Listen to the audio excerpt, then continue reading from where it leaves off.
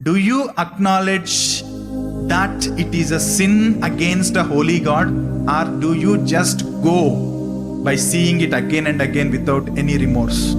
నువ్వు ప్రభు యొద్దకు వచ్చి పాపాన్ని ఒప్పుకోకపోతే అది చాలా తీవ్రమైన పాపం. ఈ 10-15 సంవత్సరాలు, మేబీ 20 సంవత్సరాలు కావచ్చు, చాలా మంది డీసెన్సిటైజ్ అయిపోయారు పాపానికి. ఒక కుష్ఠవ్యాధికి మచ్చలు వస్తాయి పైన.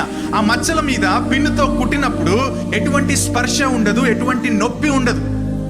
అక్కడున్న పెయిన్ ఫైబర్స్ అన్ని చచ్చిపోతాయి కుష్ఠవ్యాధిలో. చాలా మంది క్రైస్తవులకు కూడా పాపం పట్ల అటైజేషన్ వచ్చింది. ఆ పాపము దేవునికి ఎంత వ్యతిరేకమైనది, తీవ్రమైనది అన్న సెన్సిటైజేషన్ లేదు. కానీ బైబిల్ చెప్తుంది చాలా తీవ్రమైన పాపం. ఎవరికి వ్యతిరేకంగా పాపం? నిన్ను తన స్వరూపంలో చేసిన, నిన్నెంతో ప్రేమించిన, నీ కొరకు తన ప్రియకుమారుణ్ణి పంపడానికి కూడా వెనక తీయనంతగా ప్రేమించిన ఆ దేవాది దేవుడికి వ్యతిరేకంగా నువ్వు పాపం చేస్తున్నావు.